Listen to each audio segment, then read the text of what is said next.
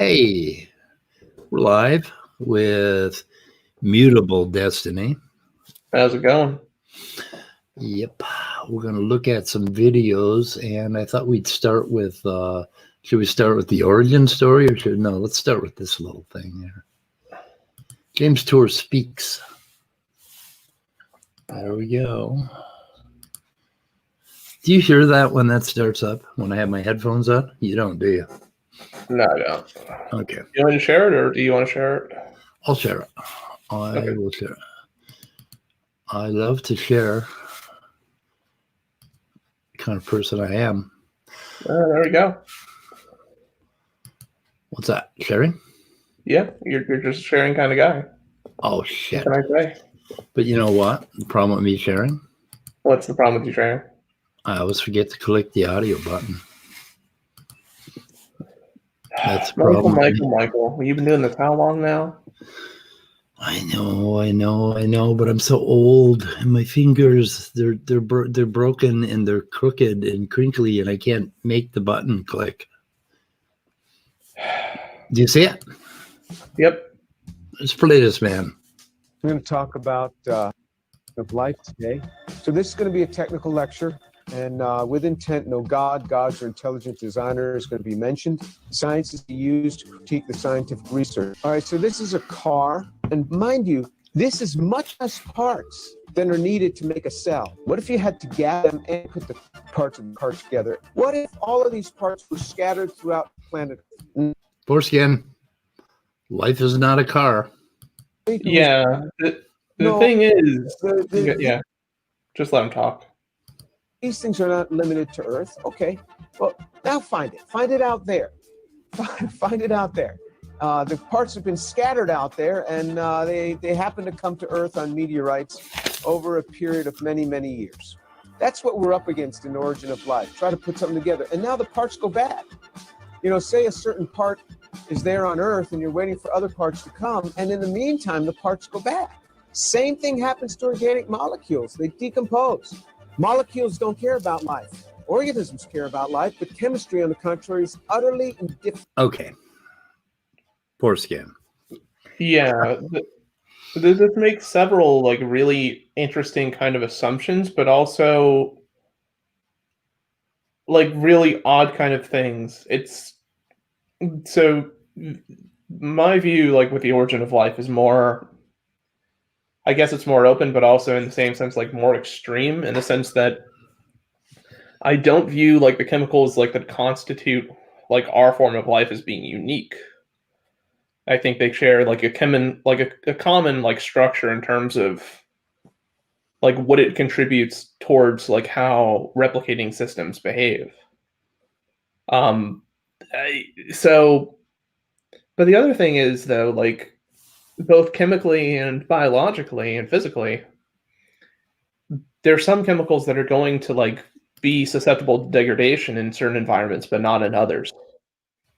And once the early Earth has been around for like a few 100 million years, like 100, 200 million years, at least in the oceans of the early Earth, you're going to have a more or less like homogeneous environment where it's essentially constraining the chemical complexity, if that makes sense.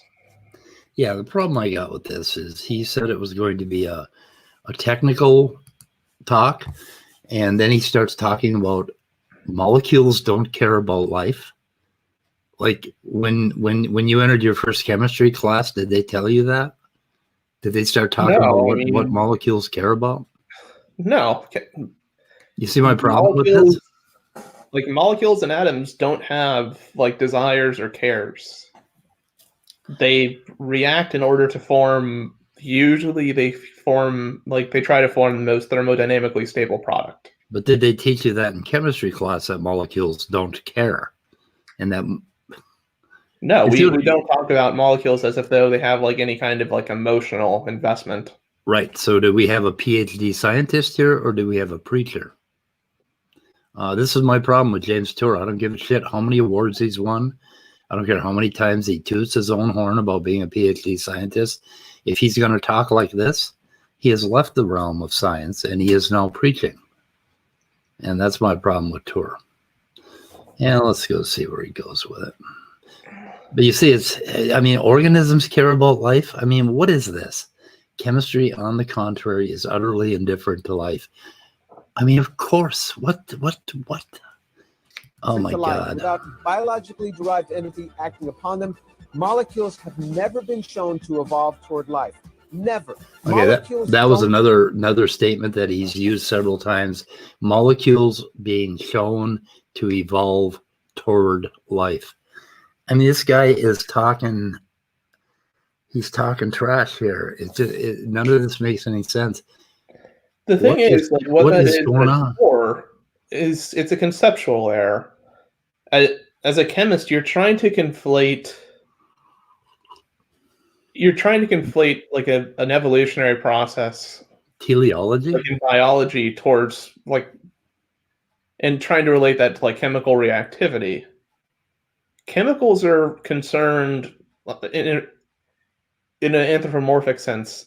Chemicals are concerned with being stabilized. They're concerned about being as stable as possible. But they have no real desire to form life. Sure. They're not concerned. They don't have desires. We shouldn't even be talking like that. Sure. I mean, the thing is, there's some molecules that just are more stable than others in different environments. And the way life forms is by utilizing certain chemicals that are in abundance and certain chemicals that have desirable properties in terms of their reactivity and structural properties. So we have, go ahead. Yeah. We've been criticized for not coming up with valid counters to what they say. Of course, this is just his trailer. Now, this afternoon, he's going to go through the whole spiel. Granted, this is just his trailer, but there's nothing to counter here. He hasn't said anything that makes any sense at all. Yeah, it's just he seems to be taking this to a very emotive level, which is kind of bizarre. Well, he's preaching, and I can't forgive that. Evolve. They don't move toward life. They have no reason to move toward life. So the scientists among you are going to have to deal with the science as it's presented. Yep. Okay. We'll see what comes of it. But anyway, a clue maybe had over here. What are those other bums? Okay. Dr. Alchemy got called into a meeting. Yeah, he did. Yeah. So we have, is this it? Makes the greatest Jewish discovery. Okay, I think this is it. Just one more thing on Tour, and then we can get to the Smoky thing, I think. Oh, should I click that audio button? I got a shot. Should I take the shot? Take a shot. Take it in the dark. Took the shot. Okay. Let's see if you can hear it. Okay. I am a sinner. Please forgive me. Come into my life. Well, let's start this thing all the way back. And all of us have over 600 you want to watch the whole thing? Publications. I guess so. We're gonna watch this. Do you want to watch him bragging about his career? I don't know if this is what that is. I mean, I think he just goes into his conversion story. Nobel Prize in Chemistry. Voted one of the top 50 most influential minds in the world. I was a visiting scholar at Harvard University. I've spoken at every major university in this country, have over 650 research publications, voted the R&D magazine Scientist of the Year. I'm in the National Academy of Inventors. I'm a member of the American Association for the Advancement of Science, over 120 patents, started 7 or 8 companies. We work in areas that range from medicine to material science to electronics, computer memory, medical devices. We work across a broad range of areas. But more than any of that, what means the most to me is that I'm a Jew who believes that Jesus is the Messiah. I grew up just outside of New York City. I thought everybody was Jewish. I didn't even know that there was anything else. I had no particular interest in that. Other than Horseman. when all my friends were getting bar mitzvah. Oh, okay. I'm not too familiar like with New York City. I have friends that live in New York City. Yeah. And obviously, New York City isn't like the most religious place in the world. But how do you not know like that there's other religions out there? Like, it's not something that usually comes up, but I mean, even when I was a child, I knew that there were like people that had different religious beliefs than I did when I was growing up. I don't know, Like, it's possible that they sheltered him. You know, I don't know. it could be. I mean, it's just that to me sounds bizarre, but it might be true. I don't know. Yeah. Yeah, let's see where it goes. Or bar mitzvah, and then I would attend, of course, every week. There was never really any excitement for me. I remember once I even tried to talk to a rabbi. He just brushed me off. There was very little explanation for me.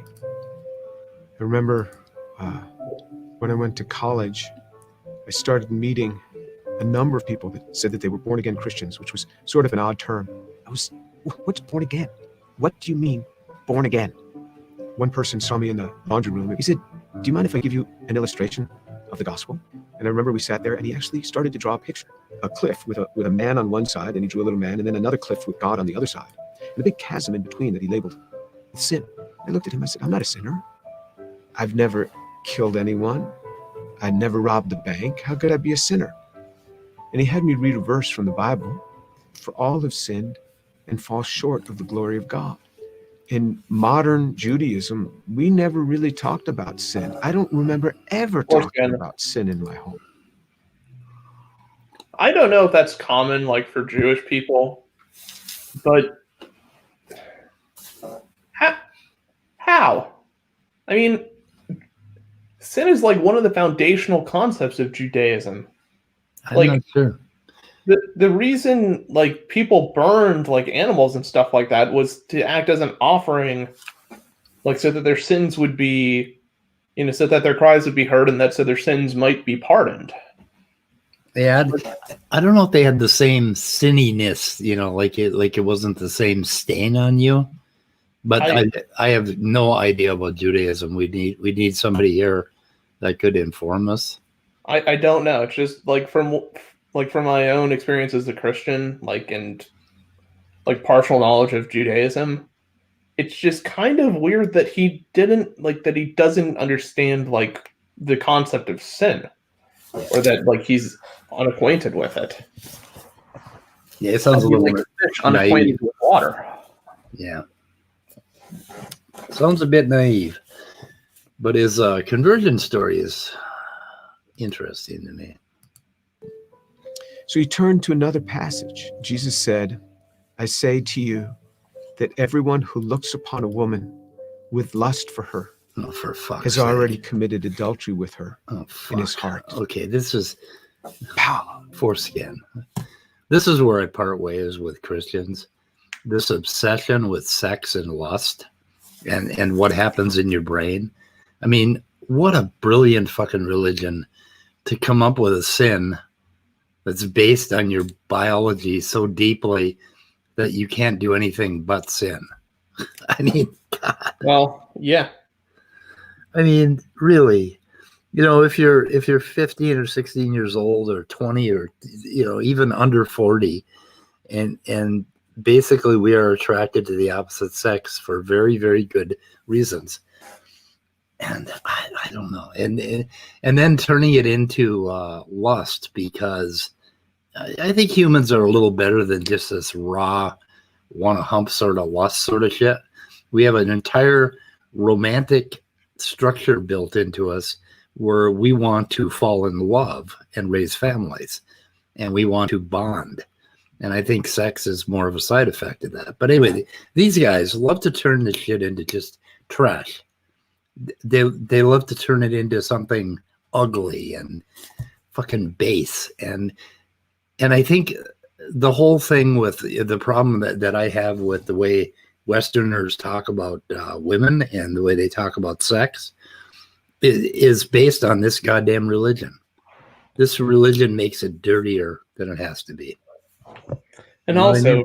like, for those that haven't watched this video in full, this actually leads into like one of the primary emotional reasons like he was driven to Christianity. I mean, Yeah, I have not watched it, so this is going to be he new to kind me. of tacitly like admits like that I can only like I remember him saying something like to the effect of like just him being like He was almost an like vigorously masturbating or something like he that. was an incel. I mean, just like I mean, people have sexual urges. Playboy magazines exist. I mean, let's let him explain it in his own words. Somebody said they just woke up. Walker. Yeah, I guess Walker wasn't privy to this thing last night. That's okay, Walker. I don't think we informed you. But anyway, if you can pop in, that'd be cool. Okay. Unforeskin? What is the unforeskin word? Continue. Nah, I don't know about that. I felt just as if I had been punched right in the chest. Here I was, new in college. I didn't think anybody knew. I would pick up these magazines and I became addicted to pornography. I'm sorry. It's just through those magazines. I'm trying to keep it better. All I'm of a trying to be sudden, better. Something that's written in the Bible, somebody who lived 2,000 years ago is calling me out on it. Okay, wait a minute. Is he suggesting that he didn't know that other people knew that he looked at pornography? I mean, it's just the thing is, right? Like that's the first aspect of it, but the other aspect of it as well is like that he's kind of like he seems to be implying that like he didn't know that it was like that this was becoming a problem. Yeah, in I don't know. life, like that this thing was an addiction that he needed to try and quit doing. I mean, sometimes it takes God to do that, but It's like my Christian friend came to me the other day and he said, Jesus knows that you drink water. And I'm like, oh my God, I didn't know that Jesus knew I drank water. I didn't know anybody knew I drank water. the thing is, like, this is a similar kind of emotional response towards like, hey, have you heard about God? How did you see the jizz on the ceiling? What?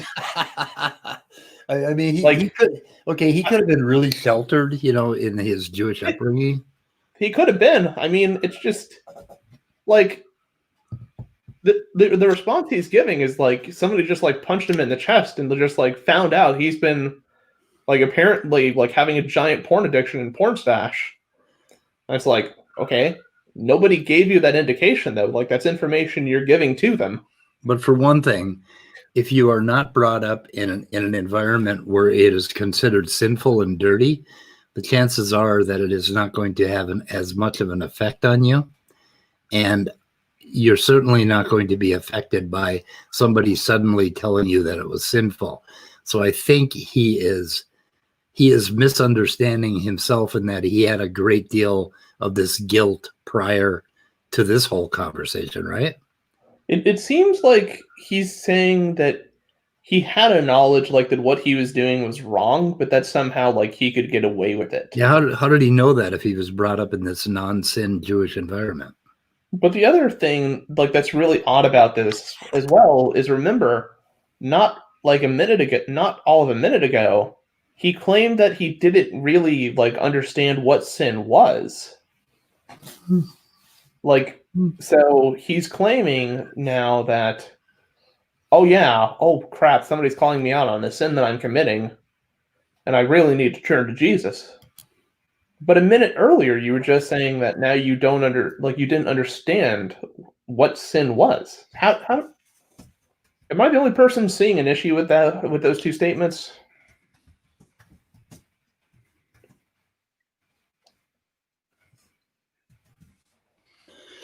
Okay. To his conversion. Oh. And I felt immediately convicted. And that now I realized I was a sinner. When I read in the scriptures what sin is, then I knew I was a sinner. How am I going to get to God? We Jews know this better than anyone else. Without the shedding of blood, there is no forgiveness of sin. What? This description What? in Isaiah 53. What? Jews still sacrifice animals? Is that what he said? Well, Jews have their own way of going about repentance, like they hold to the Sabbath and things like that. This whole No, he said blood. yeah, I'm not sure if the whole blood thing still applies. Well, what did he say it? It's technically accurate according to the scriptures, but I'm not sure. Like if in Okay. modern Judaism, like that's still a thing. Hang on a second. I'm going to put my cats in. I'm not going to let them outside anymore. Of how he will bear upon himself my sin, the things that I had done. And this was him. This was the man that took this upon himself on the cross. The perfect God comes and gives himself for us. He is the one that gives himself for us. I started to realize how Jewish the New Testament is. This book is so Jewish. That's a The good New move. Testament is so Jewish. It's all around Jewish people. Oh my God. And then on Oh, November Horseman. 7th, 1977, Horseman? I was all alone in my Yeah. room. The real You didn't say that very loud. Okay, I personally disagree with that statement. It's the purpose of the New Testament is that Christ came because people cannot atone for their own sin.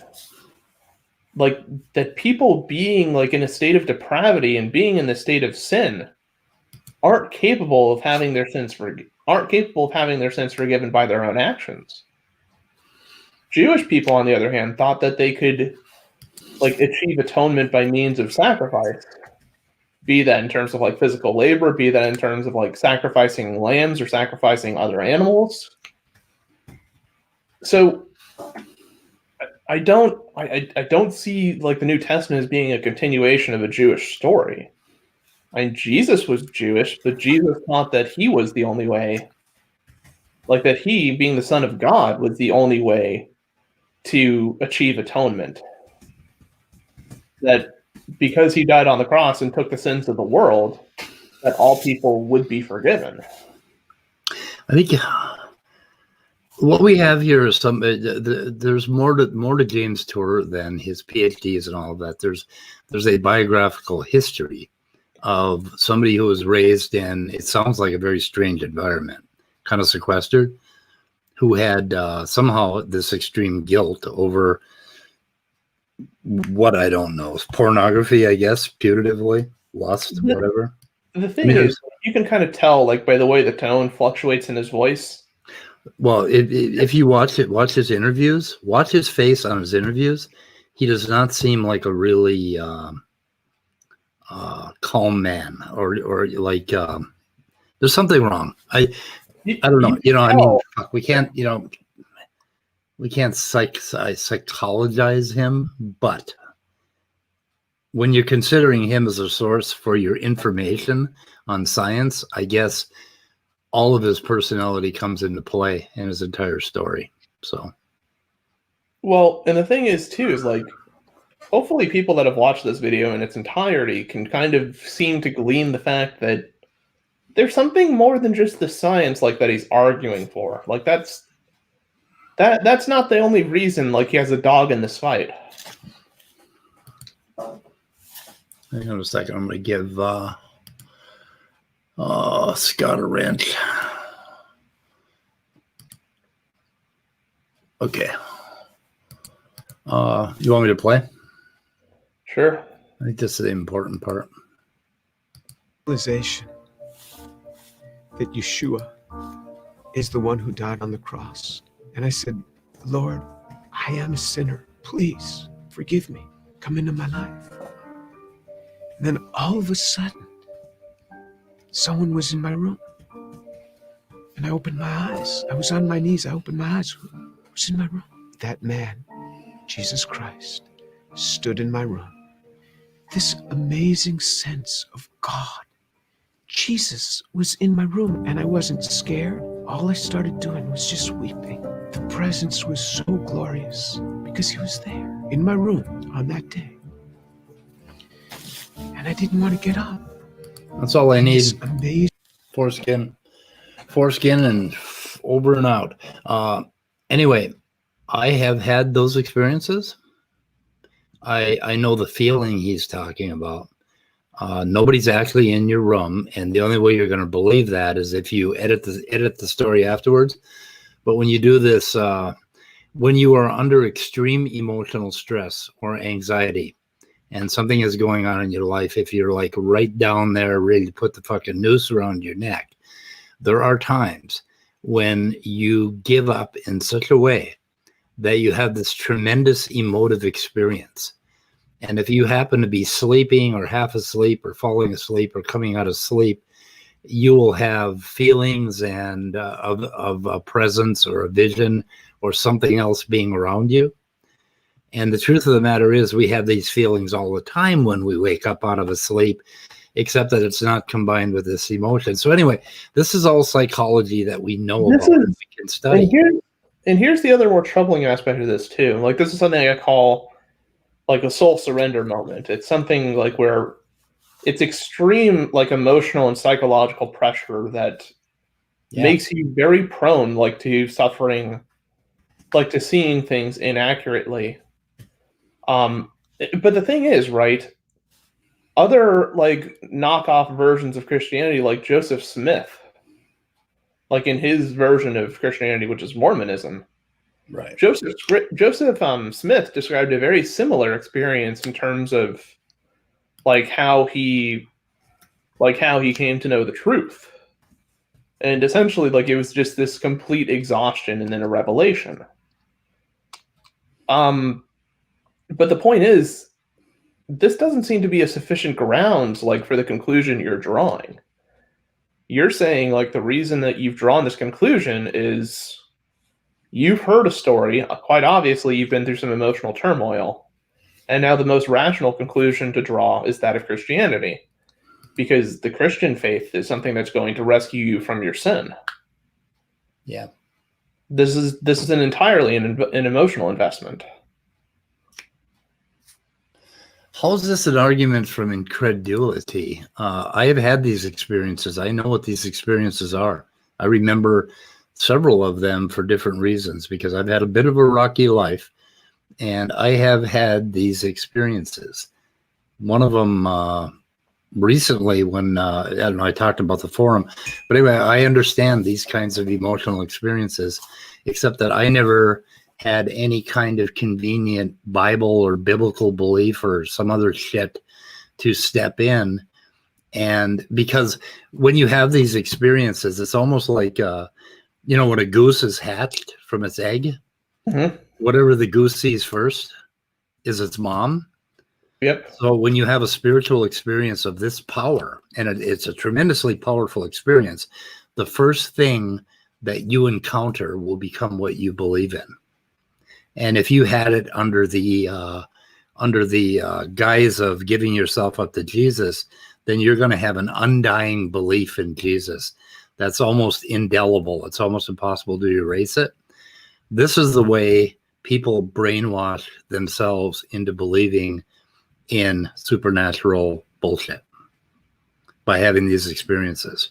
So anyway, argument for what is an argument from incredulity? Can you unpack that for me? Let me look it up again, so I'm not misrepresenting it.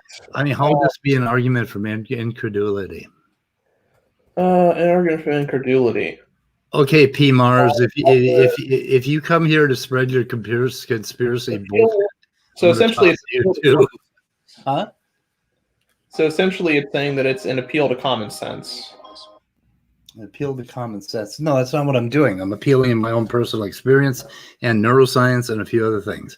And neuroscience knows quite a bit about these experiences.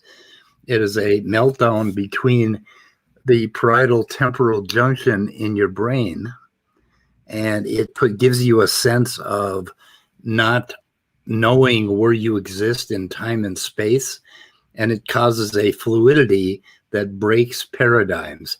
In fact, people have had stunning realizations in science, intuitive leaps, as a result of these kinds of experiences. Now, people have had these experiences as a result of epileptic seizures, as a result of psychedelic drugs, other drugs, near-death experiences, extreme angst, anxiety in their lives, drug overdoses, suicide attempts where they survived. These things are extremely common, but the interesting one is epileptic seizures usually start in the temporal lobe. And they've also been able to induce these experiences with fucking magnets.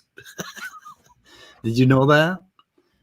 Really? Yeah, these really powerful magnets. They put them around your brain, and you have this like experience of great peace. And the father of the husband of the woman that ran the daycare where we brought my kids when they were young, he was on his riding a lawnmower, and he got struck in the head by lightning. And he wasn't the brightest bulb, but he told me that for 1 week I felt this great peace. He had a lightning bolt, literal lightning bolt, hit him from the fucking sky, and he had a spiritual experience. I mean, so yeah. So no, I don't understand your accusation of incredulity. I'm not saying these things are. I'm saying these are the most powerful experiences known to man. They changed my entire life. So there, boo boo. Yeah, this isn't an argument for incredulity. This is something we know how it happens, and that it causes people to be susceptible to believe things they might not otherwise come to believe. Looks like Walker's going over. No, I know what you mean, Walker. You see things in the dark and people in your room, and when you wake up and have one of these experiences, the feeling of a presence in your room is really common. And it is powerful, I'm telling you. It can change you. Fuck, I mean, it could make you vote for Trump. Oh, no. That's what it would take. Pretty much. Yeah. So anyway, I think we're done with him. So you want to go look at the Smoky thing? Oh, sure. Hey, Smoky. So we decided to take it up a notch here. I'm not going to sit and call him names, or I'm just going to try to look at the man a little more honestly, if I can. I thought the beginning of his, at least the very beginning of that feed he did last night, he sounded pretty reasonable. I only listened to like 10 minutes of it. Are you saying it gets better? Oh, the very end, like, of that interaction. Yeah. Is just, oh Lord, it is precious. Is it? Where they're telling him, at the very end, where they're telling him, just be you, I gotta be me, that part? Well, no, it's essentially like he goes into like this tirade about how like he essentially takes the position, like, so Smoky takes the position that he will not be corrected by mere mortals, so to speak. He's only going to be corrected by God. Like, that's who he's accountable to. And as it comes to no surprise, I didn't think it was unusual that he was going to use his Christianity as a shield, like, for his own personal falsehoods and right. I heard that part. His comments, but I'm going to be criticized by mortals, but God is telling me what to do. Is that basically his point? It's basically, who cares what I do except God. Yep. Yeah, and that's kind of a dangerous way to think. Oh, it is. That's up to him. Let's see what happened here with me. Of course, I come in with my goddamn audio blaring again. Let's see if I can. It's actually not horrible, though. What's that? The audio at first. No, I mean, I was saying I was talking about Speed Stream, where he was trying to damage control about not reading the books. I said it was a disaster for him. Okay, Mr. Smoky Saint. Damage control, no. You aren't that important that you could damage me. It is sad, and I guess I got to explain to people, because you're running around talking, telling lies about me, and you're not repeating what I said. Oh, shit. or you're not saying what I actually said. You're speaking your little sound bites, and I don't appreciate you lying about me and what I've read and what I know. Damage control, is that called damage control? I guess so. I don't know. Okay. No, I was watching back because I had let it pause because I had to step out and do a few things in the front yard. So I came back and started watching it again. And I was playing it, and I saw Speed was still in the chat. And I saw you say, you were talking about Speed, like, oh, we should not have the name calling and stuff like that. And I'm fine addressing that. And I'm fine addressing why Speed has moved to that level in the conversation sphere with me. Because it's not like it just gravitated overnight. I had really good interactions with Speed. And then he started to behave really, really dishonestly. Okay, it literally gravitated overnight. I was in an email exchange with him. We did the Anthony thing, right? I did the talk with Anthony. The next day, I said I was going to do a comeback video. I gave him a heads up to let him know I was going to do it, which I thought was honest. And he came back and he warned me not to do it, like in 3 or 4 different emails, and told me I was going to be on the Smoky list, and he was going to do that Three Stooges thing or whatever he did. Or I don't know if that's when that came out, or if it was something else basically where he did some. But I mean, it was literally overnight that I went from being friends with this man to him calling me names. And I had the email exchange, and we had the videos, and we had the timing. It was literally overnight. Well, to my knowledge, right, the straw that really broke the camel's back was that this was like a few days after the whole abiogenesis thing with Anthony. We did the comeback video, remember? Yeah, and we did the comeback video because you wanted to clarify several points you were making. Yep, about putting in seeds. Yeah, and when you went back onto when you went back onto Smoky's channel to kind of hash things out, the conversation actually went pretty decent. I mean, Anthony was being Anthony, but what else is new? But Smoky out of nowhere brought up this question regarding Nirvana. Oh yeah, that was it. Yeah. Yeah, and it was really kind of like this weird thing about ethics. And I'm pretty sure everybody in the live chat that wasn't part of his cult kind of asked the question, what the hell just happened? What the hell are you talking about, right? Why is the notion of like ethics and Nirvana important, like in a conversation regarding abiogenesis and like what's prebiotically plausible? Like that doesn't. And why did he go to Hitler? Why did he go right to Hitler? And what was clear too is like when you were referring to Nirvana because you're a secular Buddhist, you're referring to something most like that's like mostly akin to death. Right. It is death. Yeah. Not like a spiritual haven. Yeah, not like Hitler's up there yucking it up eating grapes. Yeah, and that's what Smoky thought you were referring to. But it's amusing to me in the sense that instead of like trying to understand like your point, like what you meant by Nirvana, because you had explained before that you were a secular Buddhist. Yes. He immediately assumed like the most disingenuous position possible to take. Like he assumed you were referring like to an actual Nirvana. Well, he's smarter than that, right? He knows. He knew what he was doing.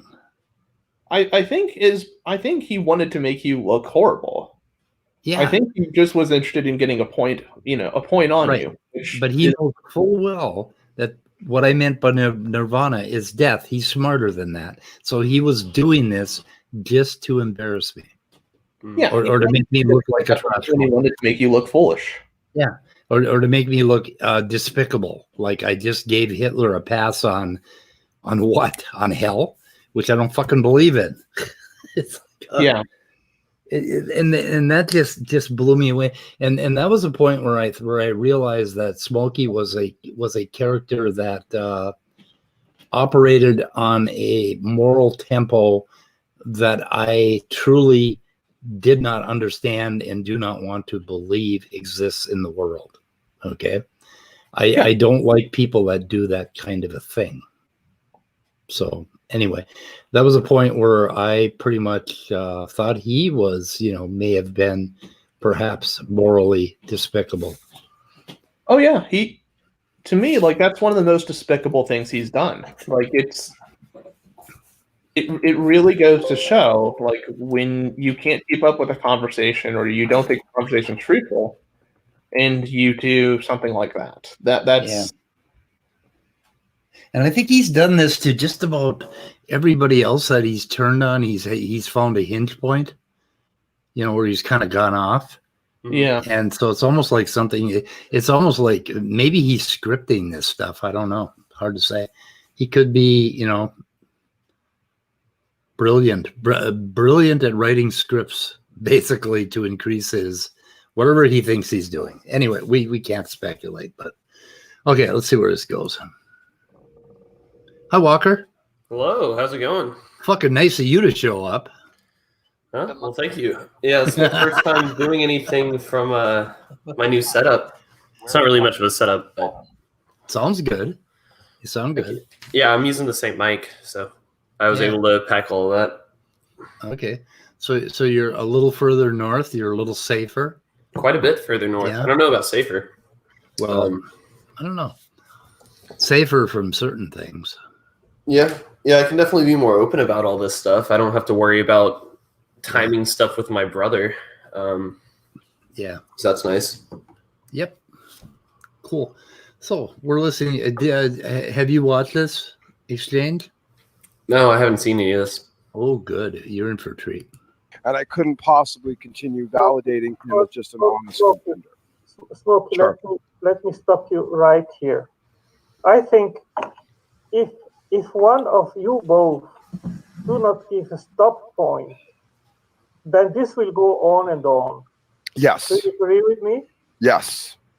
And I asked Mike, and he said, well, it wasn't me that started this whole thing. And it doesn't matter who started it. It matters that it stops, because it is not productive for anyone.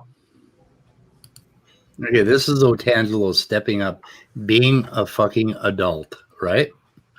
Surprisingly, and I'm not saying like I have any ill will towards Otangelo, No, but he I was. guess he's, like, very, because I've been in a lot of creationist circles before, and I'm very, like, I commend Otangelo, like, for doing like what he's doing in terms of like actually confronting Smoky on like Yes. why he's being a petulant child about this. I was worried about him while he was doing this. I was afraid that he would end up on the smoke list. What Yeah. is this in specific reference to? Is he talking about like you and Smokey, or? Yeah, me and Smokey. Okay. Yeah. Yeah. Smokey came into the chat and I said, "Hi, Smokey." I said, "Hope you're doing better," which was kind of a sidelong way to poke him, I guess. Yeah. And Smokey went off on this diatribe for like he wrote like 2 pages of what trash I was, and he went on and on. And then I forget where it went after that, but Smokey decided to come in and talk about what trash I was, and then I decided to come in and talk to them about it, basically, and kind of try to bury the hatchet. I disagree. May I elaborate? Yeah. Oh boy. Well, we talked about it already previously, and you said to me that you see something productive in conducting your dialogue the way you do. And as I said, I respect it.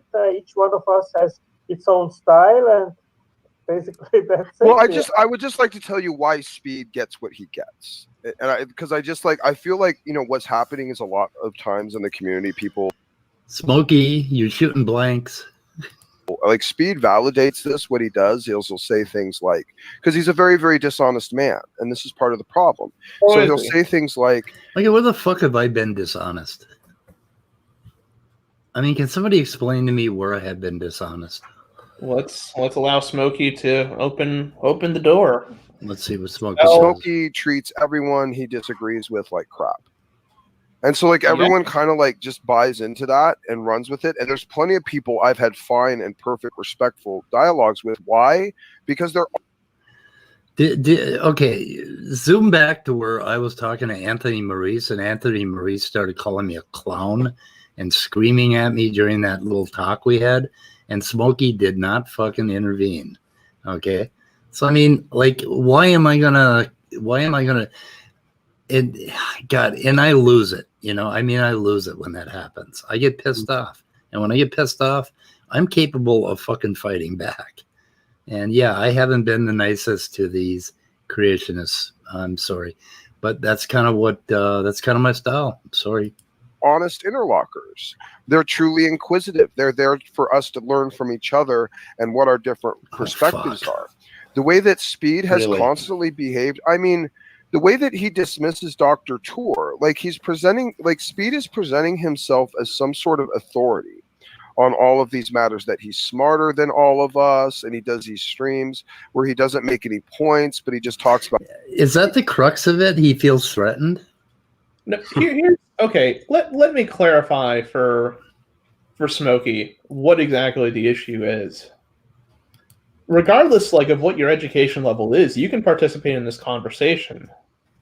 But when people like me and people like Speed and other people like Molecular Alchemy tell you, yeah, by the way, you're going to need a certain background in chemistry to actually understand this, to understand this topic in its entirety, and you have and you rage over that, and you call us sophists because of it. That's one of the reasons.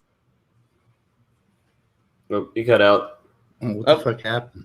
Am I still here? Hello?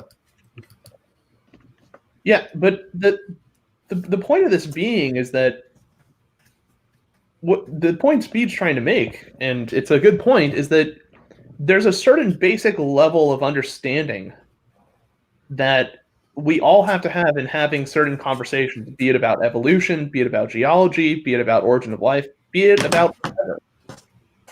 And when we don't have the appropriate level of background, either we pay for our consequences, we don't have the conversation, or we call each other out and say, hey, I liked what you were trying to do, but you shouldn't have done that.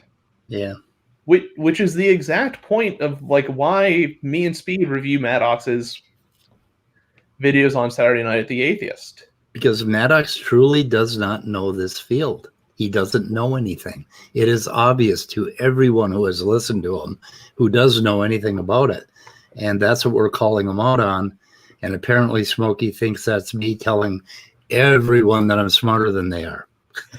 Well, and the thing is, too, it's either that Maddox has a very naive and childish perception of how cell biology and biochemistry works. Yeah, he thinks he's at the bottom of it, and he's not. Yeah, or he's just never really studied it formally. And the way I can say that is the way he talks about it isn't something that's overly academically impressive. No. He doesn't know enough about the subject to know what he doesn't know. That's his problem.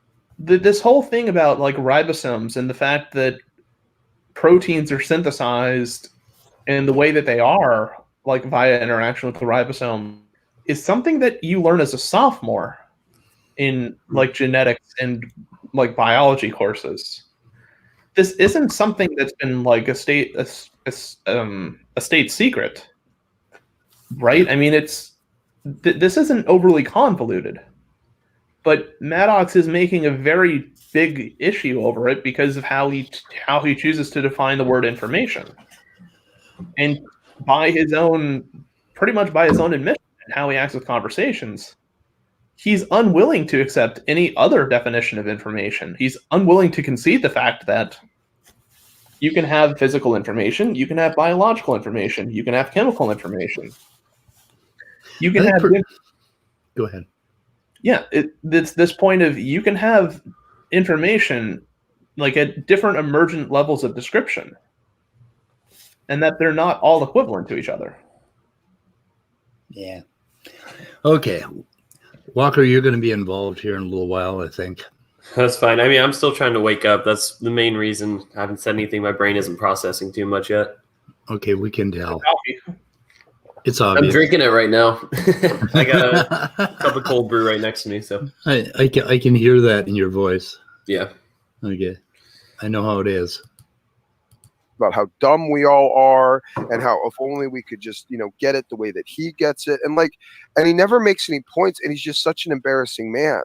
And so everyone kind I do make points, and it's, but God, what are you going to make a point on when they give you such poor material like that James Tour thing we just watched? I mean, what the fuck? What point was there to make other than to tell James Tour that molecules don't have brains and they don't have intention? I don't know. of just, and I get it, everyone kind of just responds to him and like, well, Speed, you don't get it. And this Not isn't really. true. And you do your thing. And I love your thing, Atangelo. I love watching you. And I love watching you dissect. And I love your style. Stroking. And I wouldn't want you to change your style for anything in the world. I think it's just fine. And you're doing awesome. And you know when to apply appropriate pressure, I think. So I haven't had any of these like critiques, really for anything that you've been doing. I mean, well, maybe a couple times I think you even could have gone in a little harder with Matt Dillahunty, but that's about as far as I would say, because I think Matt Dillahunty is one of the most dishonest men in the public sphere there is. I can't think of anyone. Maybe T-Jump might be worse, but he's not as well known. But Speed, the way he had a chance to stay on good grounds with me, and he lied about that too. He tells everyone that, well, Smoky was trying to control my channel. And that's not what I was doing. What I said is that, Speed, you had a really bizarre and really poor performance yesterday in that debate with Tony and me. You were very...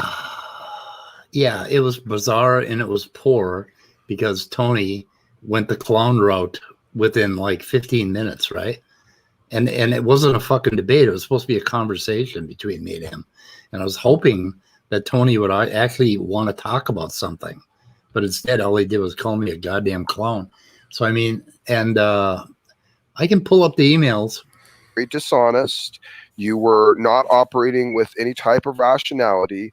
Do not defend that debate. Do not go on your channel and defend that debate. If you do, I'm going to consider you as someone who's not willing to be honest. I'm going to consider you as someone with inferior character, who's not fit to be regarded as a respectful interlocutor. If you go on and try to defend that ridiculous, horrible display you put forward yesterday, we're going to make fun of you for it. And you're not going to be someone we can take seriously as someone to convince. You're just someone for us to make fun of because you don't want to be taken seriously. Tell me how that's not him trying to control my channel. It's exactly what it is. The thing is, right? Here's the thing. I'm generous enough with people to say, if people make a mistake, I'm more than happy to hear them out on another video or in the same live stream or whatever to make the point they're trying to make clearly.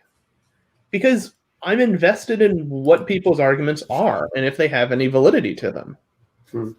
But I don't understand why it triggers you so hard that what we were doing in that video was trying to make a more clear point of what Speed was communicating. Because your complaint initially was that it was a foolish point and it wasn't made well. Okay. And what was the next video focused on doing? Oh, well, Speed's a fool. Why? Why exactly? Why are the points we're making not valid? What's your rationale? What's your grounding for that statement? Which, to my knowledge, I don't think that was really addressed. The majority of what happened was you called it foolish. Oh, what the hell? Okay, go on. Yeah, go ahead. Seriously. You want to just preach your religion. Smoky, as I said to you previously, I think this kind of critics, it is just being repeated and it's going over for weeks and it's always the same and it doesn't really add up any knowledge to anyone, really. Oh, yeah, it's not for knowledge. I'll agree with you. It's not for knowledge, and that's. I guess maybe that's where we're separated. So Smoky, let me explain to you what I do in that case. Right. Okay. You know, I deal with atheists for decades, literally. Oh yes. And I have guys calling me dishonest and calling me all kind of names all the time. Right. All the time. Right. You know. And when I see that it comes to this, then I know I have no chance whatsoever to reach out to that person because that person has already created a wall which I cannot penetrate with anything positive. Right. You agree with me on that? Yeah, absolutely.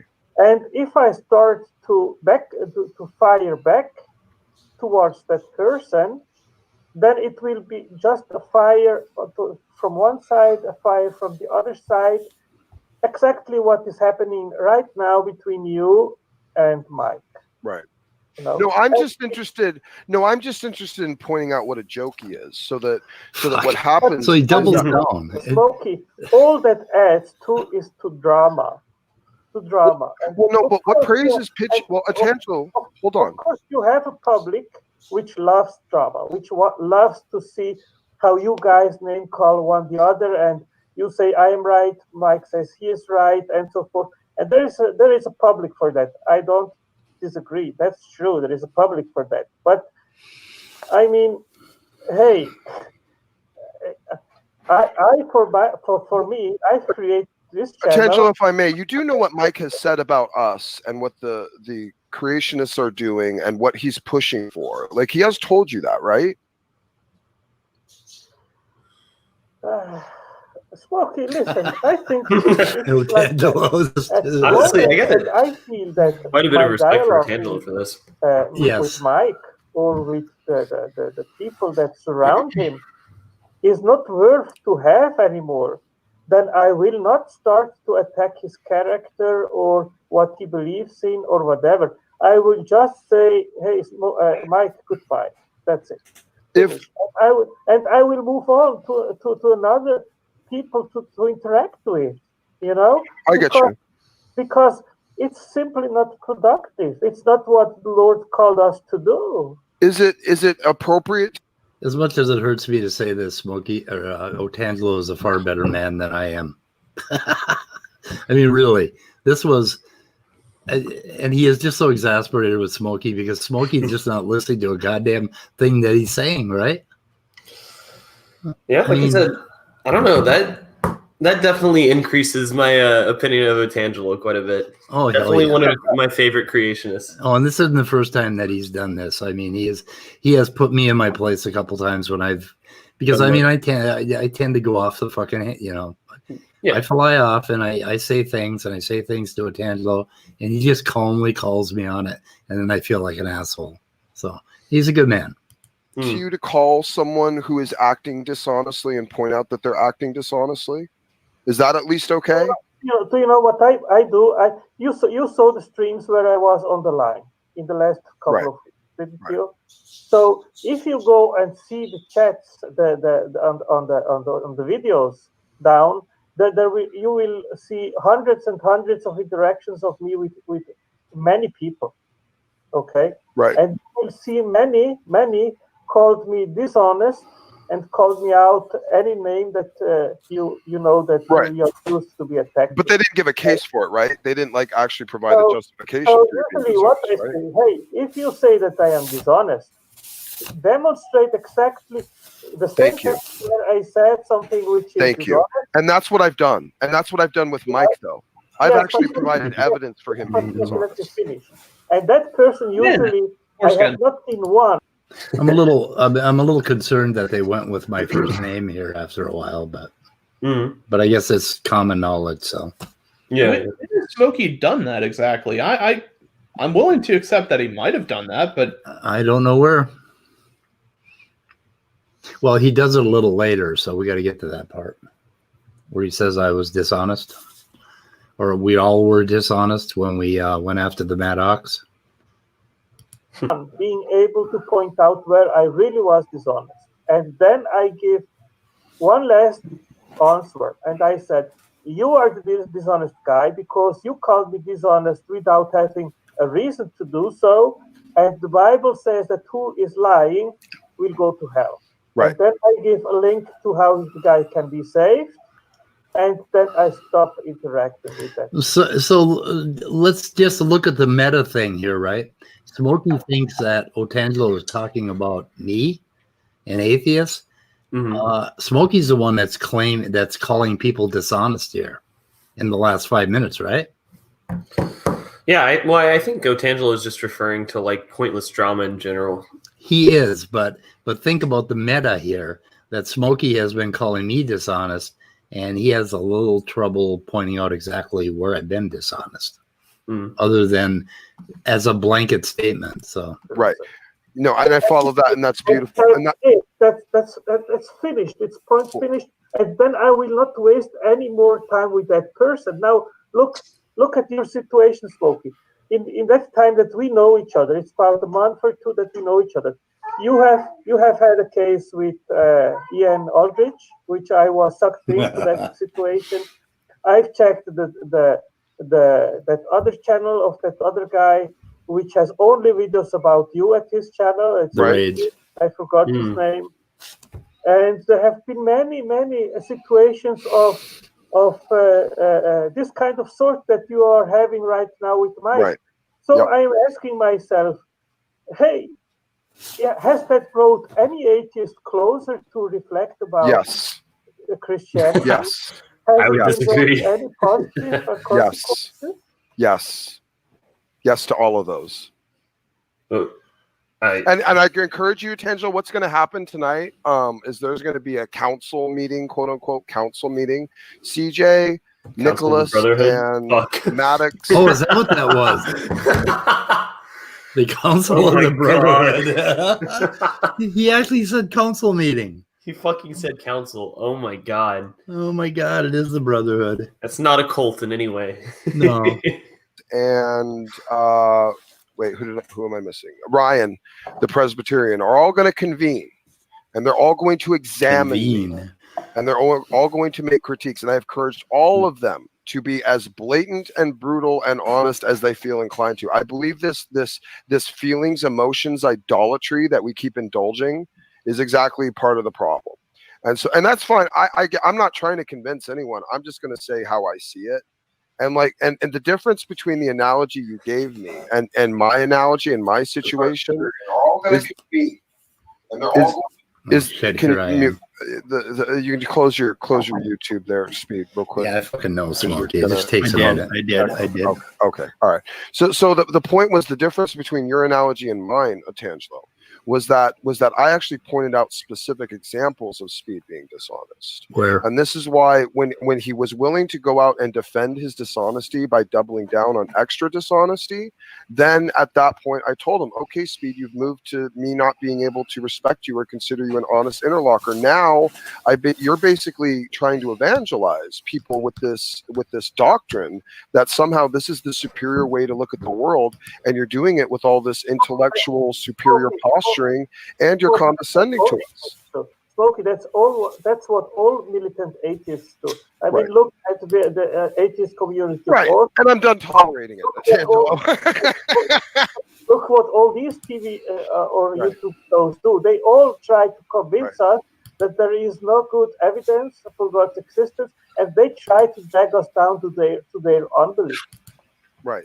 And that's I like to approach it from the inside their worldview component of Tangelo, and you've seen me do this, where it's about, because again, I am different than a lot of the people in the group, and that I reasoned my way out of atheism. It wasn't one of the, it was one of those things where I had to find out what made the most sense. And so like Speed, we had decent interactions, but like he wanted to take it to this level where he was more interested in dishonesty and damage control than he was like actually having conversations or pursuing truth. I can't respect that. May I speak? Go ahead. Yeah, I yield. Okay, I have no idea where you think I was dishonest. If I was dishonest about anything, and you actually found out something where I'm dishonest, and you put it out there very clearly, if you do a real calm, clear treatment of that, I will correct that, because I don't care to be dishonest. Now, the other thing is, Smoky, we can just lay this down. You are really not relevant to the work that I'm doing. You could just stop, just let it go. And I don't really understand. No, I'm very relevant at calling out what you're trying to do, which is indoctrination No, it's not. of people in the environment, saying that you're somehow someone to be respected, while you just basically just dump on the reputation of James Tour without even any justification. This is not the tactics of honest men, Speak. I have justification for dumping on James Tour. I'm sorry. And what is it? Basically, he is running a dialogue, a preacher dialogue that has nothing to do with the science. and he is not particularly relevant to this science. Demeter is. He actually works in the field. So I mean, yeah, I have reasons to push back on a lot of scientists and push back on them very heavily because I read a lot of science and I have, an opinion like anybody else. I mean, it's opinion, Smoky. We have opinions. Sometimes we're wrong, sometimes we're right. I mean, You don't seem to pitch it as why is that opinion. dishonest? Well, because you don't pitch it as opinion, Speed. You pitch it as you got it figured out better than all the rest of us, and we're just too dumb to get it. This is what you always talk about. You don't communicate honestly. Do I really do that good a job of appearing confident? I would not say so. that you ever present anything you say as like absolute fact. And also, Go I ahead, wouldn't Walker. say. Oh, was that the live stream? I thought you were asking me. Where'd the mutable go? Oh, Where the did mutable had to everybody take go? care of something. Walker? Hello, I'm here. Hello? I'll text in the private chat. Something went horribly wrong. Okay, well, let's see if we can figure this out. I'll check the YouTube, see if I can hear myself. That was right mid.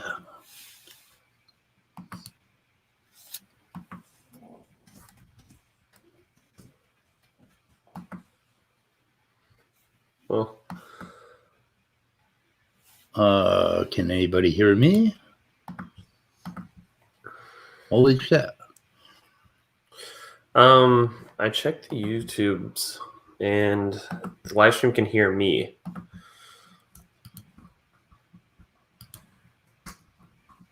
Can anyone hear me? Yeah, I can hear you. Oh, wow. What happened Hey, to can you everybody hear else? me?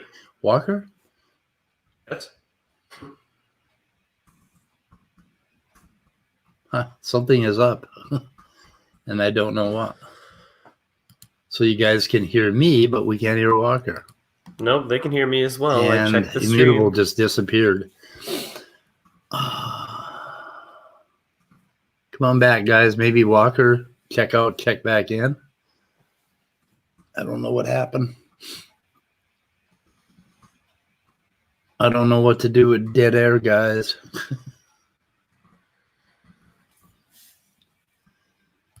Yeah, okay. So the 4 points I think that Smoky came up with. You can hear Walker? I can't hear Walker. What the? Walker disappeared. Okay.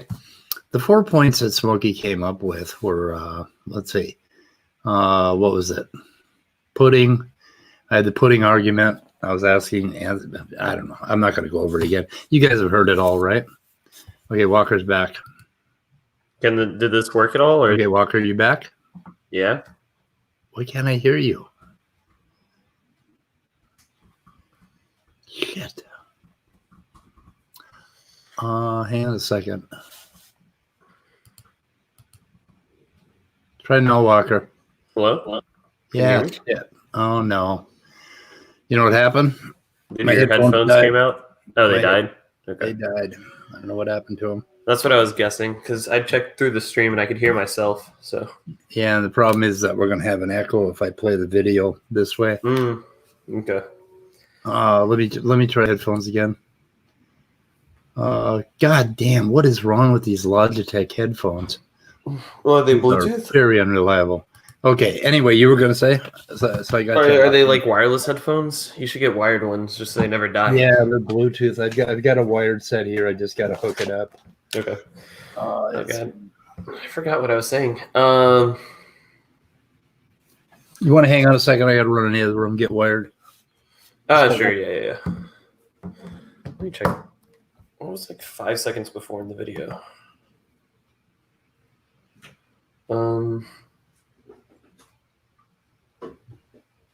Oh, he was talking about appearing confident. Yeah.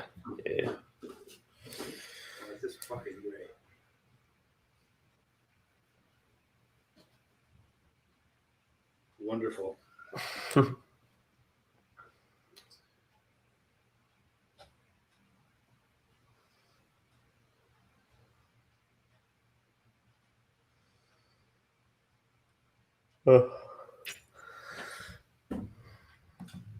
Yeah, no one comes for the production value. They come for the amazing personality and guests, right?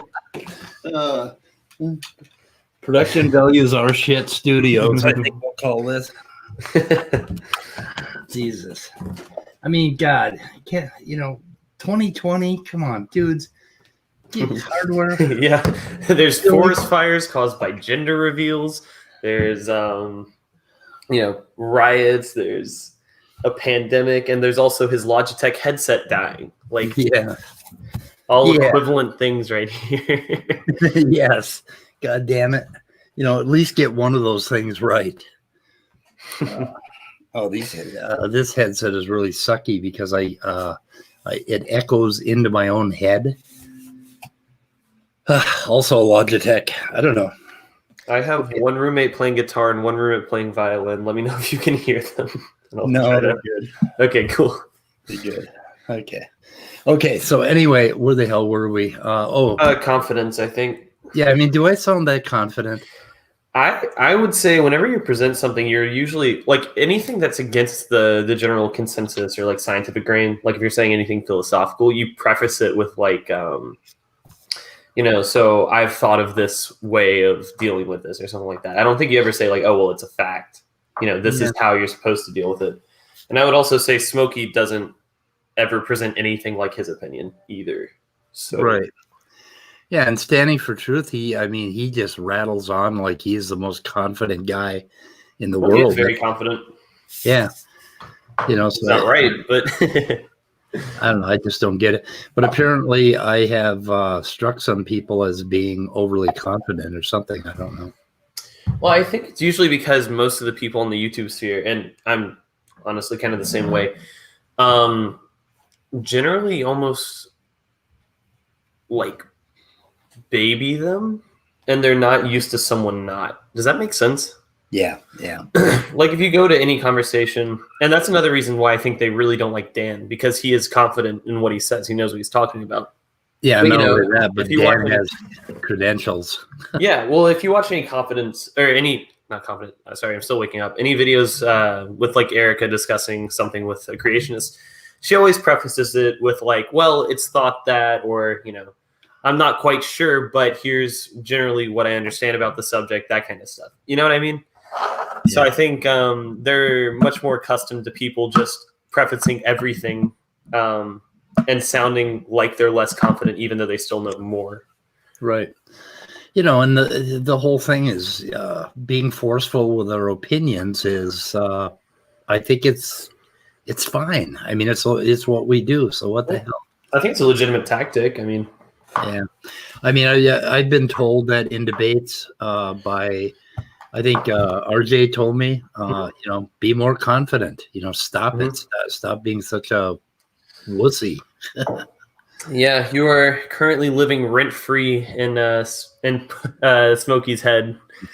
So. Yeah, and he and mine, I guess. I don't know. I wasn't going to do anything on him today. I'm trying to relegate him to irrelevance because I've just got a bad taste from all the shit that's gone on in the Christian community. Yeah, I don't know. It's hard to listen to. Like, yeah, I listened to him. I listened to him kick Shadow Dancer off last night, and I felt sorry for her. Did he kick her off again? Or were you rewatching the thing from like a couple months ago? No, again, Gavin did it. Really? Yeah. Yeah, that's my whole thing with I don't know, when I first learned that Smoky was like an old earth creationist, I was like, oh nice, maybe we can like talk him through it. He'll like reason through some stuff. Honestly though, I just feel like he's not worth talking to. There's certain people that I don't know. To me, like even if someone has bad science, they're still a decent person, right? Like Otangelo is obviously a good person. Yeah. It's like once you start getting into crappy personality, crappy social positions, that kind of stuff, where I just think you're just a pointless case and you do more harm to your own side than good. Right. Yeah, Otangelo just has a bad inference. He has a bad case of Morton's demon. Yeah. Yeah. Just what he believes. Otangelo is really nice. I think I think he also is very open with like where he gets all of his stuff, how he gets his stuff. I think he has a mental block to seeing anything past like the surface level that's presented on Reasons to Believe or AIG or CMI or stuff like that.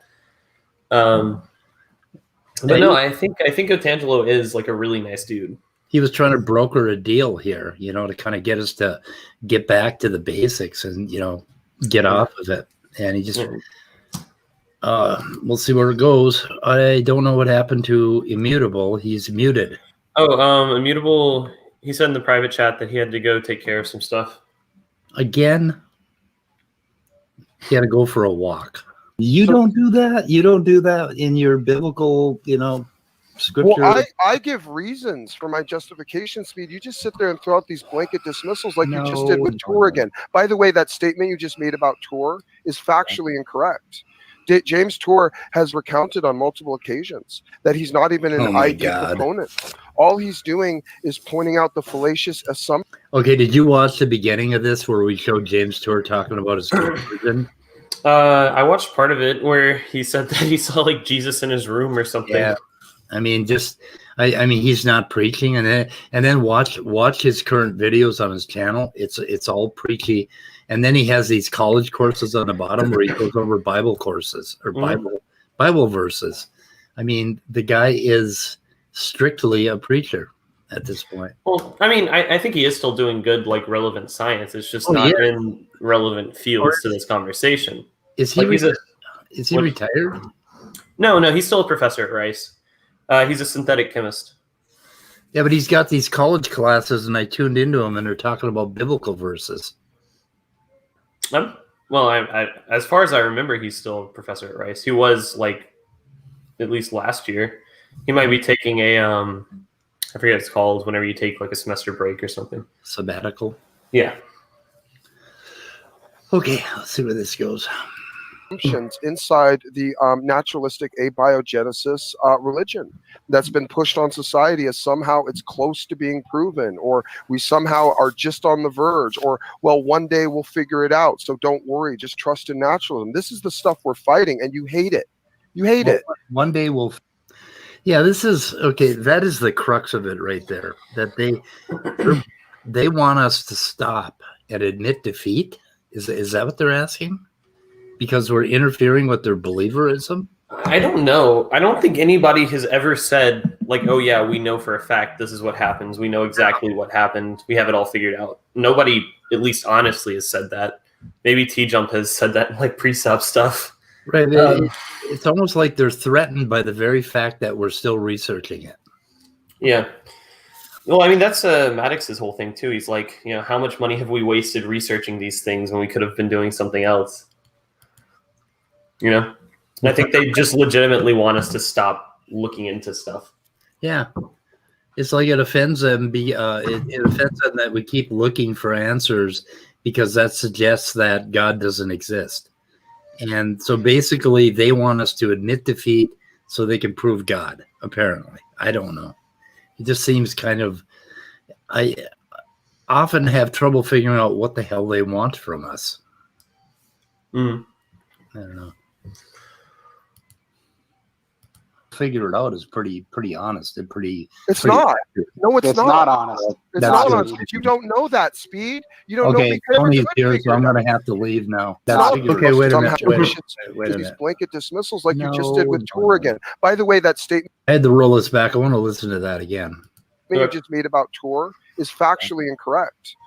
James Tor has recounted on multiple occasions that he's not even an ID proponent. All he's doing is pointing out the fallacious assumptions inside the naturalistic abiogenesis religion that's been pushed on society as somehow it's close to being proven, or we somehow are just on the verge, or well, one day we'll figure it out, so don't worry, just trust in naturalism. This is the stuff we're fighting, and you hate it. You hate it. One day we'll figure it out is pretty honest and pretty. It's not. No, it's not honest. It's not honest. You don't know that, Speed. You don't know. Okay, Tony's here, so I'm going to have to leave now. You held up a paper to me. You got why you want to mute yourself, Tony, or do I need to get out? Speed, you held up a paper that you tried to show to me when I joined that stream, and you said, I have evidence from a scientist that says that there's a high mathematical probability that we will never understand. Okay, I never called it evidence. He's talking about Yaki's book, and Yaki went through and he did a really long mathematical proof of how we could never possibly know all of the avenues that led to abiogenesis, and that we're never going to know for sure. And he proved it mathematically.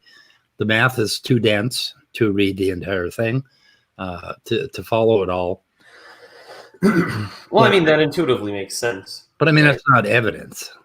Yeah, well, it intuitively makes sense that we're never going to know the exact path that life originated. Like, that's absurd. Just because there's so many different variables that we can never account for. Yeah. But we can at least find possible mechanisms and possible pathways for life to come about, right? Right. So I think it's honest to try, to say one day we may figure it out. Yeah, and also there's of life.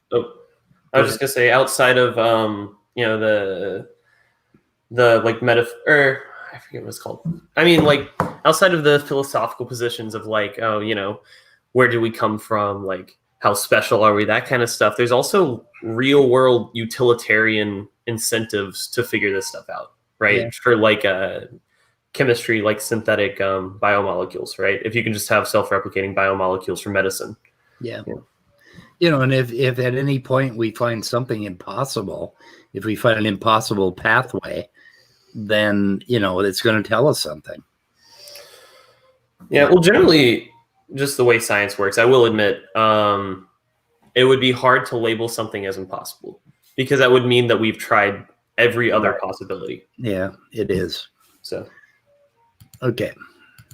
No, it was a book. It's Yaki. Okay. Yaki said that there's a high probability that we will never know exactly what happened, but that doesn't mean that we aren't going to learn a great deal about how it could have happened. As Demeter has pointed out, he has a hypothesis that shows how it could have happened. And if you follow it very carefully, and it's very difficult to follow, you have to know a lot in order to follow Demeter. But he has a hypothesis about the steps. And that's the best that we can do. We're never going to figure out exactly how it happened. We have a hypothesis too, Steve. Well, we have a hypothesis too, Steve. So what makes your hypothesis? I just don't like their hypothesis. I don't know. It's just like, I imagine lambs jumping in the field. And the problem with their hypothesis is just that it's unfalsifiable, right? It's not a scientific hypothesis. It's not testable. And you can't prove it wrong. So it's not scientific. Now, if you want to believe that, that's fine. I don't really care. But you can't pretend that it's like a testable hypothesis. Yeah, and the other thing is it's applicable at any point, including last Thursday. Yeah. Right? So, what the hell good is it? Just, I don't know. Anyway. In the end, each one of us individually has to make up its mind what is more plausible. That's always what we can do. Yeah, and it's kind of based in our basic worldviews that you guys really believe in this religion thing, and I have not been brought up in it. I don't even understand it. That's dishonest. That's a dishonest thing to not understand it because you weren't brought up in it. Yeah, what's dishonest about that? Let's see if he tells me. We see you as religious too, Speed. Like, you don't even want to communicate on these common grounds. Religion. So he's saying that I'm religious because I believe in naturalism, and I said, yeah, I am. I'm sorry, my religion is complexity. That's my belief. Speed, when you played the James Tour video, you sped up through the entire video. You didn't even listen to any of it. When did we do that? Can you remember? If we did, I don't think I was there. It might have just been you and Immutable or something. I've been pretty busy this past week. Haven't really done too much. No, I don't think I played James Tour for a while. Maybe I have. I can't remember where. When did I play it? You played it on one of your videos. You played a couple of his Origin of Life videos. And you skipped over all of the core parts of Maddox's opening where he destroyed Godless Engineering. Okay, Maddox Tour. We definitely watched Maddox. Here we go. No, he's claiming that. Okay, listen to what he's saying. Now, this I'm trying to figure out. This is apparently we were very dishonest when we did this. Here because you guys were too triggered to be honest about your review. Like, this is what I'm talking about, Speed. Just time after time, you're just a dishonest man. So you want me to do? Okay, you want me to carefully go over the whole thing? I wish you would. I wish you would have been honest. Yeah. I would like. Why couldn't you? Wait a minute. Why couldn't you just play his opening and just go through it front to back? Why couldn't you do that? Why did you need to parse out the portions where he was calling out godless on all? Okay, who the hell plays an entire video front to back when they're reviewing a video? You know, if we're just playing clips, we'll never get our streams up to 9 hours. Just saying. Right. We got to play the. Well, it seems like he's saying that we should have played the whole. I think he thinks that this is what the hell's the word? His opus. You know. Opus, yeah. Yeah. Well, is this This is also he said something about like we skipped over the parts where he was calling out Godless Engineer for stuff. Yeah, about the coke and all the other stuff about coke. You know, basically shit where he was just picking on Godless. Well, and also, neither of us are required to agree with Godless Engineer. Like, if we think Maddox made a valid point, we wouldn't talk about it. Right, and I don't think Maddox it's impossible for him to make a valid point. I just think it's rare. So, yeah, and the part about Coca-Cola, I never saw the original that Godless Engineer did, but I think I know what he meant. Mm-hmm. And Godless said that they took him out of context. And why the hell are we going to play all that? I mean, I'm not persuaded. But anyway, tonight we are. We're talking about doing an open mic tonight. Oh, wow. Are you going to be around? Maybe. I don't know. It's been, like I said, it's been pretty crazy just because everyone's moving back this week. Okay. But we'll see. Okay, well, it'd be nice because I think maybe we'll take that video and go through the whole thing and tangle it, take it piece by piece. If we're doing a full open mic and we have like a bunch of people in, I might pop in to say hi or something, but I don't think I could stay for a couple hours, you know. Chances are if it's open mic, it's going to degenerate into something. Did you see that Will Kincaid stopped by this morning? Will Kincaid? No. Yeah, he is funny as shit. He's a very interesting guy. Who? You haven't seen the Will Kincaid Smoky thing where Will Kincaid and the Raging Atheist came on? Anyway, we'll catch you up later. Oh, yeah. Like I said, I've been barely involved with the YouTube stuff. But Will Kincaid is hilarious. I mean, he is his mind goes 1,000 million miles an hour, but he's funny. Anyway, okay, we'll see where this goes. I think I leave. All of his statements that were false. Why didn't you play that? Do you know where that came from? That came from Godless Engineer's video. Okay, I started with his video, and he started right there. So basically, that was where I started. No, I heard you guys. Now you're lying against me because I heard you guys. Immutable asked you, do we watch this next part or do we skip ahead? And you're like, oh, no, we don't need to watch this part. And I made a thing of it in our review. That's why I remember it, because I said, oh, look, big surprise. They want to skip over the part where you completely decimate him with all of these clips and all of his dumb statements. I made a note of it in the video because I thought it was foul and disgusting that you guys were willing to skip around inside Maddox's opening so that you could try to make your sophist points. It was gross. It's dishonest. Well, if that's dishonest, then I will take he put his entire opening. I think he cut it out for that debate. He did. Yeah, you should review the whole thing front to back and do it honestly. And we'll go over it piece. So is that tonight? No, not piece by piece. You should just. Okay, I think I said it right here. And we'll go over that debate. You did. Yeah, you should review the whole thing front to back and do it honestly. And we'll go over it piece by piece. You probably aren't going to. No, not piece by piece. You should just. What I tried to say is you probably aren't going to like what we do with it. And he is not. Play it front to back. Why? Sit there with you and your little troop and actually do it honestly for once, Speed. Show you have some integrity. I've heard it about 15 times. I don't think we want to play it on our channel. So, I mean, we have to go do you see it, Angelo? Do you see? Okay, Angelo, is that a problem? Can you tell me why that's a problem? Why we would stop a video and comment like you did today? Huh? Mike, do you know?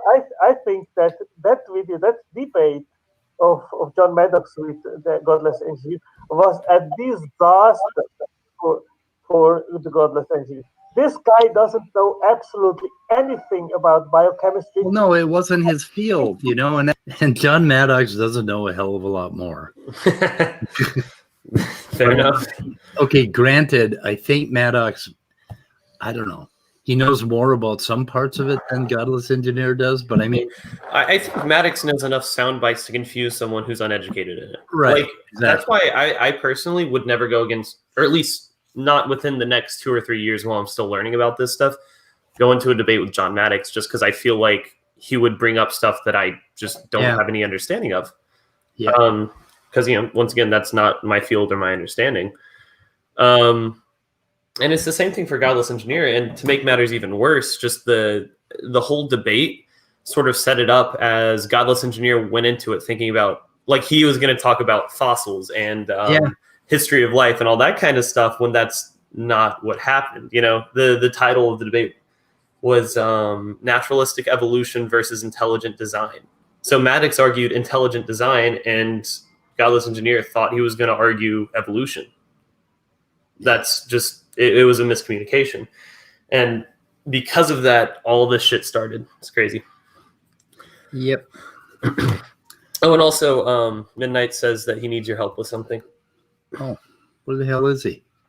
He's in the comments. Oh, okay. We can talk. It's nap time, but we'll talk. This morning's just getting started for me. Yeah, fuck morning. That's how that's one of the reasons why it was unfair. Yes, exactly, but what Maddox's field, Speed. What are you talking about? Well, Maddox made he admits it like it was, and he came up with things that, you know, surprised You're God. such a dishonest man, Speed.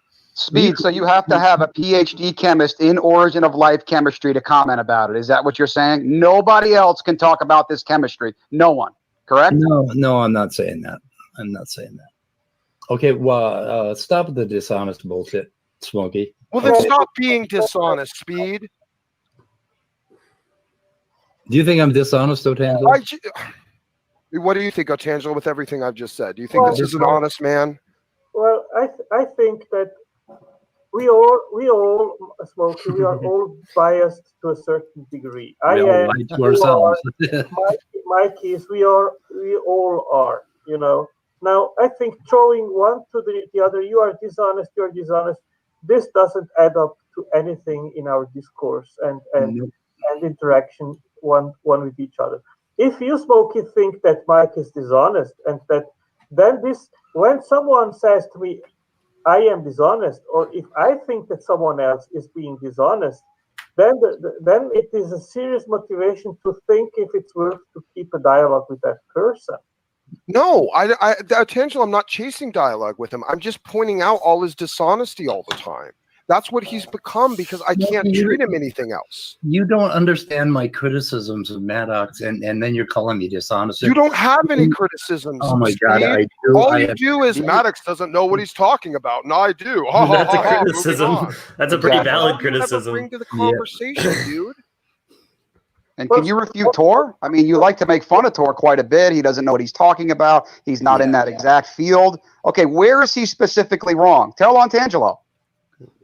He mentioned a reaction that basically that requires a high basic environment. Like you'd almost have to douse the, I think it was, what was it? Proteins. You'd almost have to douse them in caustic soda in order. And he mentions that reaction, and he just throws it out as one of his things. And I would call him on that. Tor is somebody that doesn't. I didn't understand that. A lot of claims. Could you make that a little bit clearer, because I didn't understand that. There was a reaction, and I forget the name of it, that James Tor mentioned that that alone would degrade the proteins or whatever, something that he said it would degrade them. Well, then you go and look the reaction up, and it turns out it needs to be highly basic. That means you have to have like sodium hydroxide or something in order to make this happen.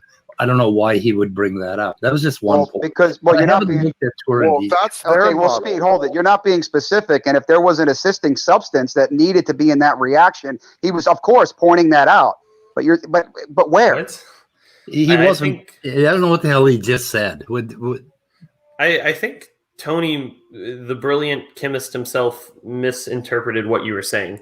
I think so. I think he was saying that Tour was saying that there's some chemical reaction where we don't have a step, or like some sort of catalyst or something wouldn't have been present, but that's not what you said. Maybe he thinks sodium hydroxide's a catalyst. I don't know. Anyway, in order to get things to break down with the Cannizzaro reaction, you have to have a highly basic environment. You have to have a pH of like 9 or 10, which is very unlikely for any early Earth conditions. I'm pretty sure, correct me if I'm wrong, don't people think most of the early ocean were more acidic than basic? Yep. Yeah, so you wouldn't have the Cannizzaro reaction taking place, at least on a wide scale. There's probably pockets of basic, pools and stuff, just because that's how the world works. And Professor Dave called that out, basically, and pointed that out. And then I looked it up. It's like, holy shit. I mean, I just I listened to Tour gallop through that and Tour throw it out. Well, why did Tour say that? My main complaint with Tour is that he doesn't have, he has very few specific arguments. Like, that's one of them, and that's just one where he's wrong. Most of his are just arguments from incredulity. He's like, oh, well, it's really hard to happen. It's very unlikely. It's, we have... actual chemists mixing chemicals together. So, that's not going to happen in nature. And it's like, well, why not? Those aren't legitimate arguments, in my opinion. Yeah. Yep. I think this is almost over. Okay. Pointing out that you would need lye in order to cause that breakdown. And he was claiming that it would happen in prebiotic. But I don't want to get into details. Okay. Yeah, of course you don't, because these molecules probably do break down under prebiotic conditions. And he was making a point of that. All molecules break down under all conditions, even life today. I mean, that's just neither here nor there. Well, anyway, let's keep this above. Let's keep this at a higher level right now. Which speed we're trying, but you have no high levels. This is all embarrassing.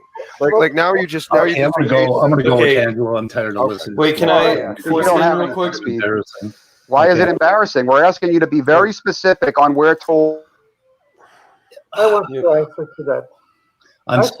I'm sorry, but I can't. I muted Smoky for a moment because I want to answer to that. Okay. God, thank God. One thing is just to throw at you, oh, Mike, you are dishonest. That's one way to approach when you disagree with an opinion. The other one is trying to go to the point. What is the point that you are making? And that's what we have been discussing the last 2 days, Mike, right. in regards of that you said that John didn't have it right in regards of the chemical reaction that actually he said there was a distance that was no direct chemical reaction between the anticodons and the amino acids, and you said, oh no, that's just a chemical reaction. Yeah, and I'd still hold to that. Well, actually, I think that Dimitri understood what I was saying, and I thought that you understood it as well. No, I want to fight with Demeter about that. Okay. I understand it from. Go ahead. I was just gonna say I said foreskin earlier, but I think I got lost in the chaos of I'm sorry. arguing stuff. Oh no, you're good. I just find it funny how Smoky was calling you out for not talking about specifics in science or something like that, when Smoky doesn't know any specifics in science. Right. Doesn't even know basic mechanisms. Yeah. Just throwing that out there. Yeah. Okay. Peter's point of view too, that you can say that no, okay, on the one side, but that is true. Like I pointed out, we could get into that in some more detail. And I can make my case. But my point at this moment is, and this goes to Smoky and to Tony, if Mike makes an assertion which is inaccurate or which you disagree with, then you can deal with that in two ways. You can just throw at Mike and say, oh, you are being dishonest. Or right. You can actually go into the point that you're making and then figure out what is the thing that we are talking about. Is it actually just a chemical reaction, or is John Maddox right and there is a distance between the anticodons and the amino acids? And then we figure it out. And if you are right, Mike, then okay, then we give you that. But if I am right, you can also give me that and say, okay, I got it wrong, you are right. We can err. But I think that is a productive way to approach the thing, and then eventually come to a conclusion in regards of a specific topic. But if my only dialogue to you is, oh, Mike, you are bullshit, you are just telling lies, and so forth, That's not bringing. Tangelo, you're acting like I'm just throwing ad homs here. I don't understand this. I'm literally pointing out like chains of I will evidence. talk to you later, Otangelo.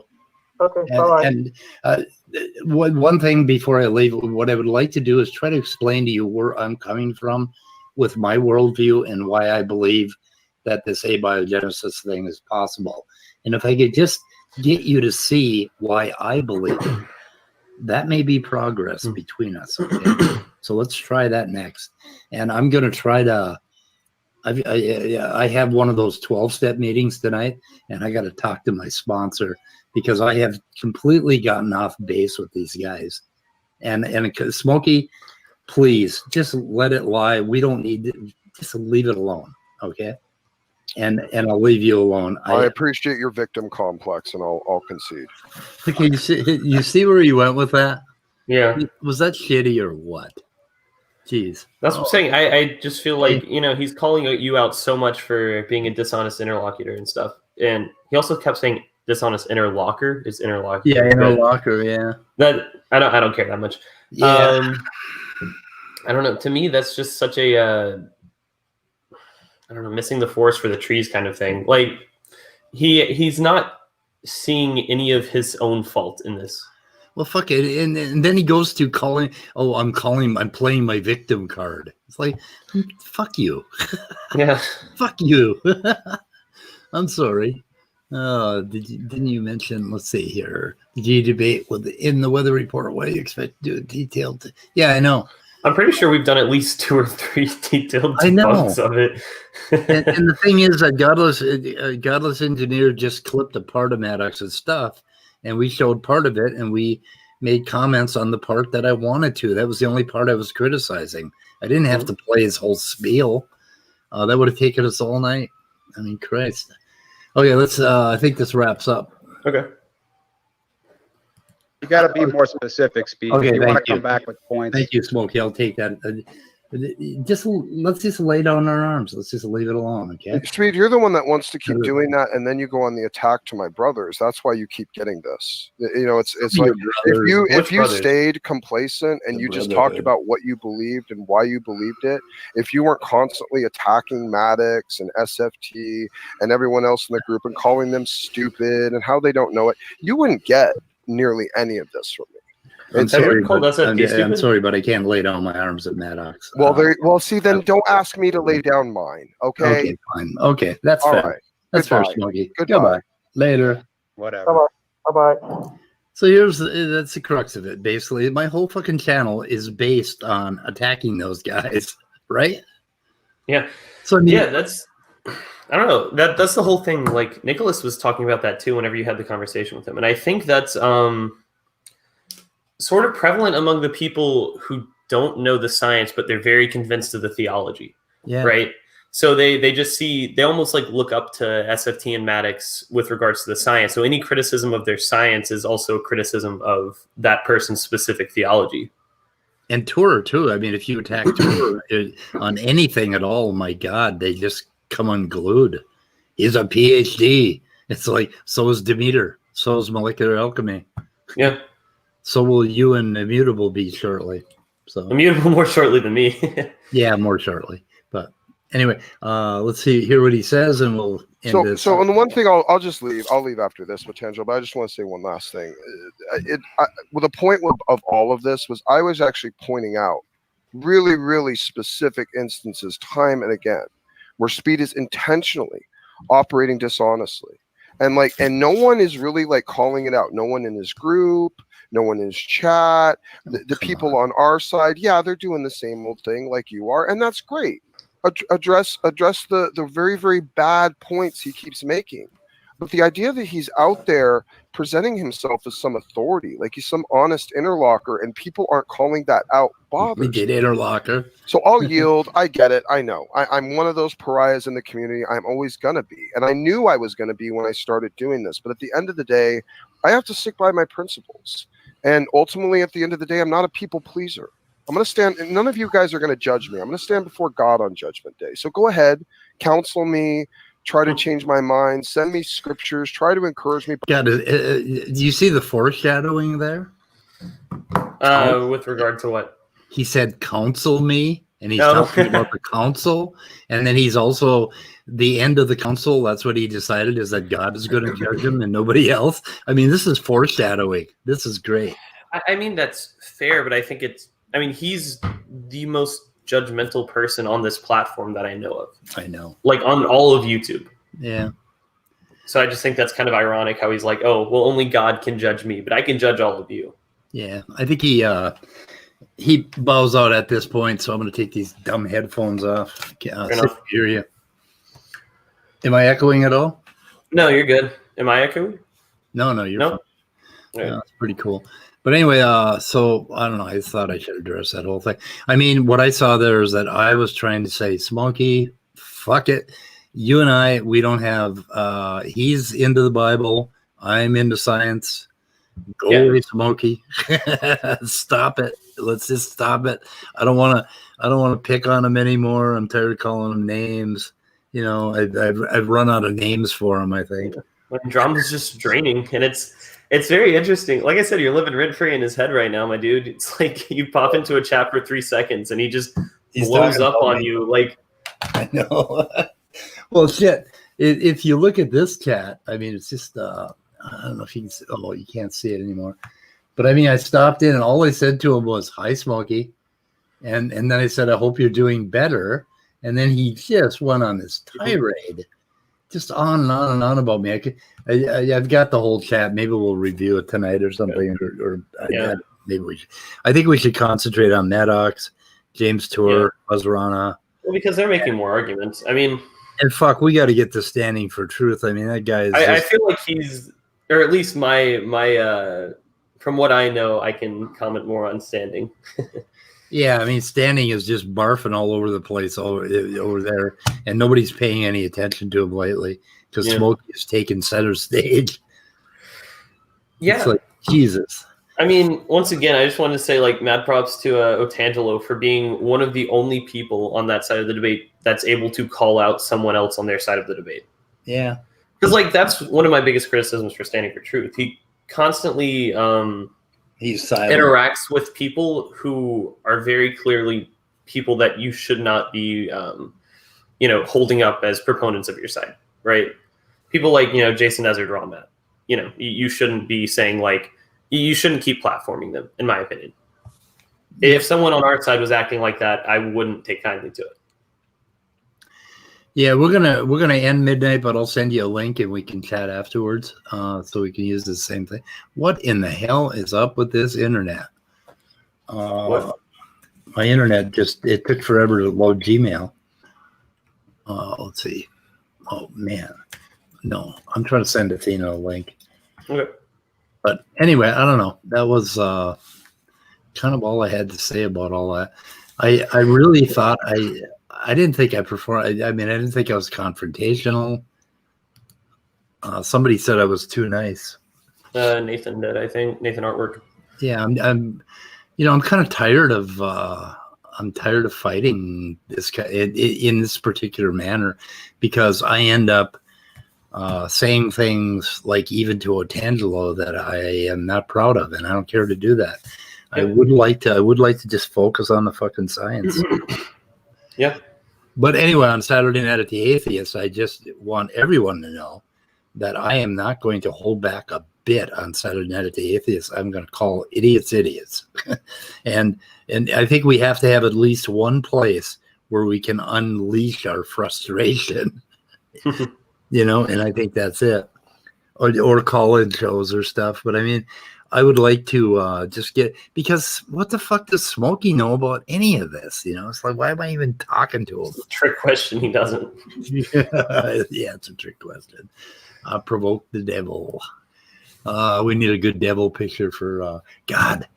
Could do a good devil picture on Smoky. Anyway, I'm going to go off. Maybe Athena wants to say something. Do you want to say something a lot before we end this? No, that's fine. Okay, we're going to end. Okay, guys, thanks everybody who showed up. And the rage, I guess, let me know when you want to have this little powwow to kind of maybe put a bow tie on this whole fucking Smoky You provoked episode. the devil. What the fuck? Anyway, we're ending. See you guys.